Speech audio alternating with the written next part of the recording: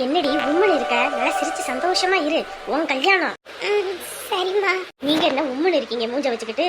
நீங்க சிரிக்க வேண்டிதானே? அடியே, நான் ஒரு நாள் கூட அழுதது கிடையாதுடி, யாருக்காகவும் எதுக்காகவும். ஆனா ஒத்த பிள்ளைக்கு இப்படி கல்யாணம் பண்ணி கொடுக்க போறேன்னு நினைக்கும் போது ஒரு மாதிரி இருக்குடி.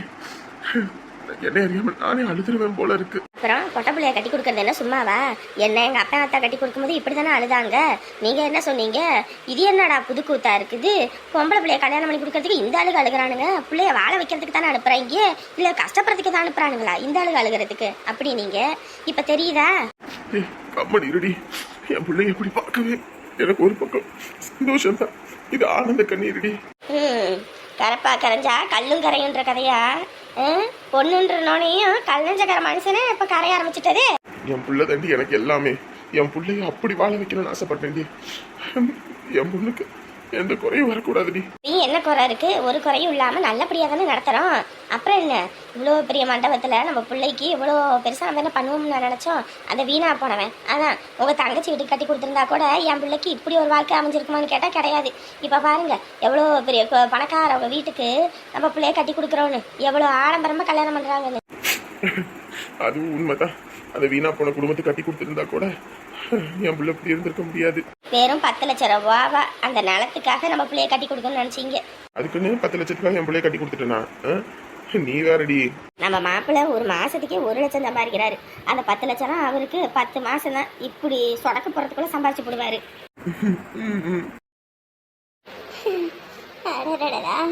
எம்பிட்ட கூட்டம் என் அண்ணன் வீட்டு கல்யாணத்துக்கு.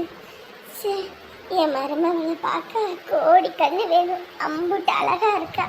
பரவாயில்ல, அந்த பையனும் நல்லா அழகா தான் இருக்கான். 1000 தான் இருந்தாலும் என் பையன் அழகுக்கு அவன் கால் தூசிக்கு படமாட்டான். நம்ம வீட்டுல ஒரு உத்துப்பு கெட்ட பையன். அவனுக்கு இப்படி ஒரு வாழ்க்கை அமையறத அவனே தன் தலையில மண்ணை ஆறி போட்டுக்கிட்டான். ஒரு வீணா போன குடும்பத்துல பொண்ணு எடுத்துக்கிட்டு கட்டுனா அவளைத்தான் கட்டுவேன், இல்லைன்னா சாவேன்னு சொல்லி அவளை கூட்டிட்டு வந்து வச்சு இன்னைக்கு இப்படியாப்பட்ட ஆடம்பரத்தை தொலைச்சிட்டான். என் அண்ணன் பிள்ளைய மட்டும் கட்டியிருந்தா எவ்வளோ இதாக விமர்சைய கல்யாணத்தை முடிச்சிருக்கும். ஏதோ திருவிழா கணக்கா இருக்கு பார்க்கறதுக்கே. அம்புட்டு கூட்டம். இவங்களா? அக்கா நீங்க யாருங்க? உங்களை எனக்கு தெரியாதுங்களே. அக்கா உங்களுக்கு என்ன தெரியாது, ஆனா எனக்கு உங்களை தெரியும். உங்களுக்கு என்ன தெரியுமா? ஓ, சொந்தக்காரவங்களா இருப்பாங்களோ? ஓ சரிங்க சரிங்க. நல்லா இருக்கீங்களா? ஏதோ இருக்கோங்க. உங்களுக்கு பண்ணின பாவத்துக்கு ஏதோ இருக்கும். எங்களுக்கு பண்ண பாவமா? என்னங்க சொல்றீங்க? விஷயம் தெரியுமா தெரியாதா? விஷயமா? என்ன விஷயங்க? எங்க அப்பா தவறுனதுக்கு கூட நீங்க யாருமே வரலையேங்க. இங்க பாருங்க, இங்க யாரு என்னன்னு தெரியல. ஒருவேளை நான் எங்கிட்ட பார்த்துருக்கேனா என்னன்னு எனக்கு தெரியலங்க. ஏங்க, உங்க அப்பா அம்மா கடைசியில உயிர் எழுதி கொடுத்துருந்தாங்கல்ல, அவரோட பொண்ணு தாங்க நானு. எங்க அப்பா உயிர் எழுதி கொடுத்துருந்தாரா? என்னங்க சொல்றீங்க?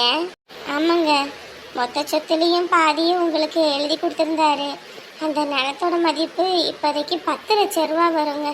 எங்க அப்பா பணத்துக்கு ஆசைப்பட்டு அதை உங்களுக்கு கொடுக்காம உங்க அண்ணனுக்கு கொடுத்துட்டாருங்க. என்ன சொல்றீங்க?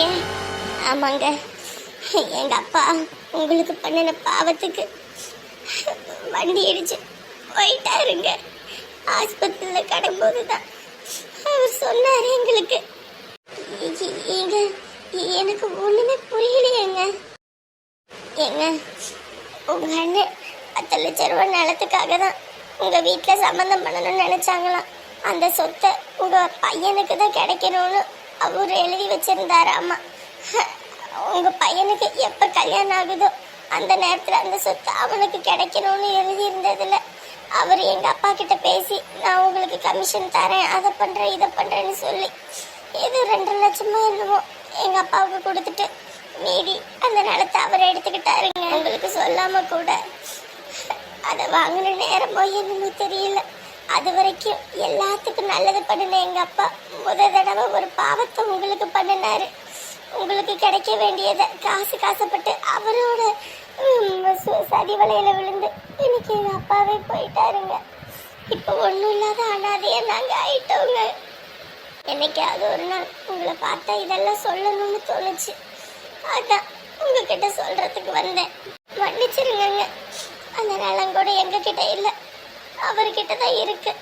அந்த உயிரோட காப்பி வேணா எங்க வீட்ல இருக்கு, நீங்க கேட்டீங்கன்னா அதை நான் கொடுக்கறேன். ஏ தம்பி, கிளம்பிட்டியாடா? கிளம்பிட்டேங்கா. கிளம்பிட்டீங்களா? யோ மாம்சு, உனக்கு கொஞ்சமாவது அறிவு இருக்காயா? உனக்கு அறிவு இருக்குதா இல்லையா? அடே, உன்னை விட வயசுல மூத்தவன் கூட பார்க்காம என்னடா அறிவு இருக்கான்னு கேக்குற? இது எங்களுக்குள்ள விஷயம், நீ தலையிட கூடாது. அவுட்டு கிவுட்டுன்னு உனக்கு இங்கிலீஷ் சொல்லி கொடுத்ததே நான் தான்.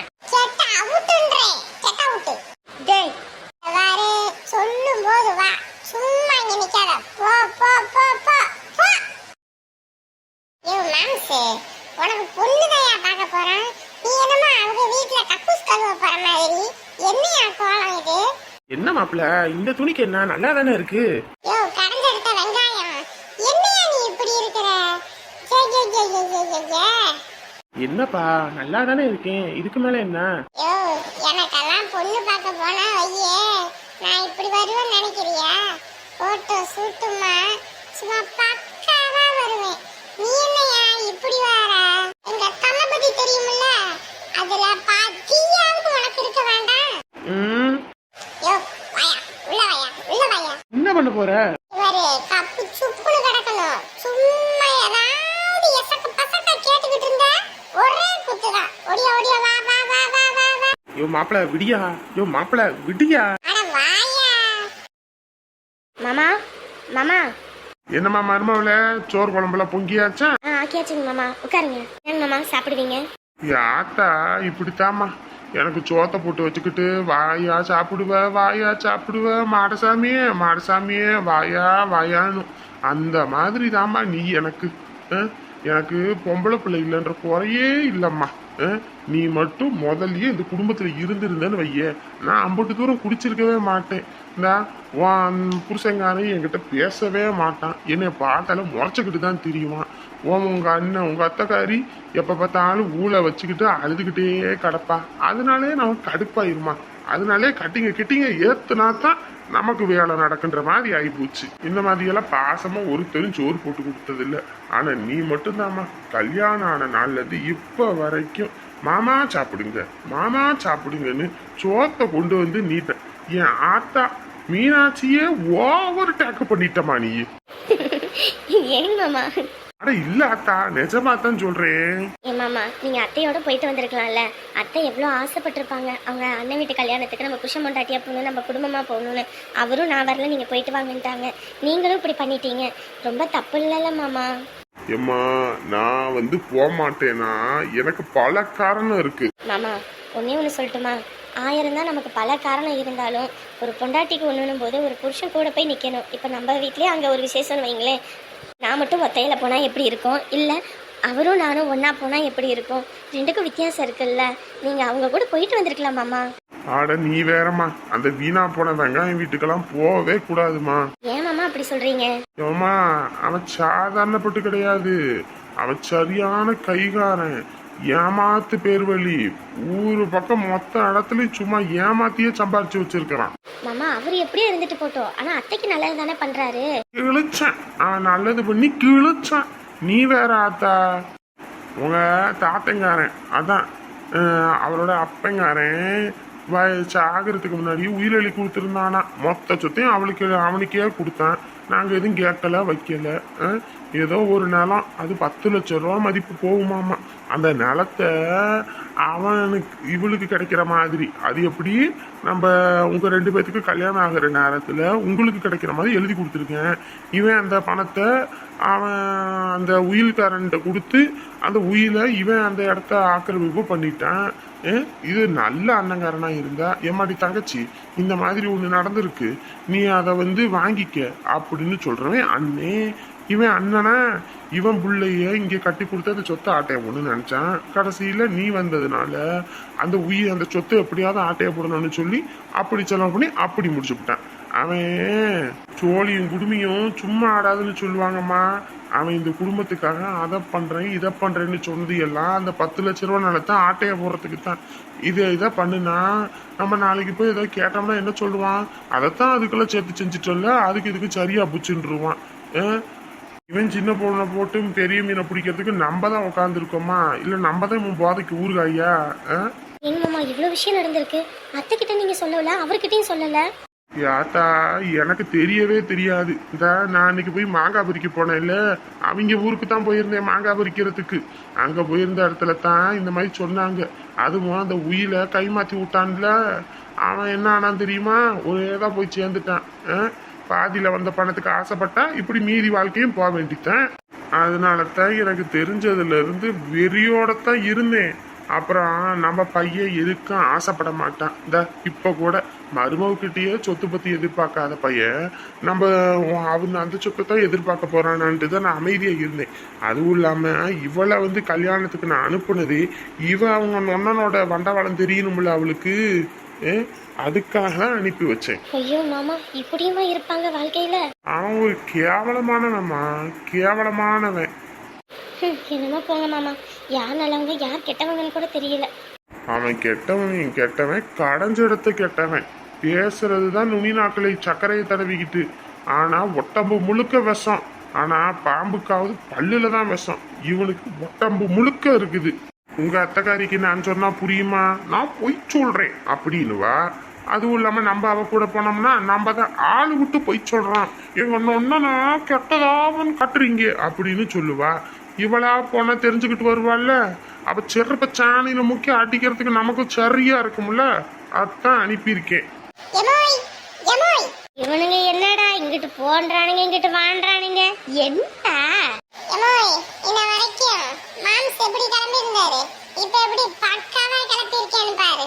டேய் பொண்ணு பார்க்க போறதுடா, நீ இதை பண்றேன்னு சொல்லி அசிங்கப்படுத்தி போடாதடா. இந்த சுந்தரா டிராவல்ஸ்ல இந்த அப்படித்தானே மாப்பிள்ளைய கல்யாணத்துக்கு கிளப்புறேன்னு சொல்லி நல்லா இருக்க பையனை ஏதோ குடுகுடுப்புக்கார பொம்மை மாதிரி ஆக்கி வச்சிருப்பாங்கல்ல, அந்த மாதிரி பண்ணி போடாதடா என் தம்பிய. என்னைய பார்த்து இப்படி சொல்லிட்டல தாயே, இப்ப பாரு உன் தம்பியை எப்படி ஆக்கியிருக்கேன்னு. அடடடடா என் கண்ணே என் தம்பிக்கு பற்றும் போல இருக்கே. எப்படி ஆக்கி கூட்டிட்டு வந்திருக்கேன்னு என்னமா பில்டப் போட்டுக்கிட்டு இருந்த?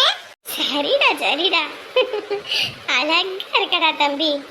அழகு அங்க சொல்லக்கூடாது, இங்க இங்க இங்க சொல்லணும். எங்க சொன்னா என்ன, ரெண்டு பேரும் அழகுதான். வாங்கடா மணி ஆயிடுச்சு, நல்ல நேரத்துக்குள்ள அங்க போவோம். இங்க இருந்து போனாதான் ஒரு பஸ் கிடைச்சோ இல்ல ஆட்டோ பிடிச்சோ அங்க போக முடியும். வாங்க வாங்க போவோம். அக்கா நிஜமா இது நல்லாவாக்கா இருக்குது?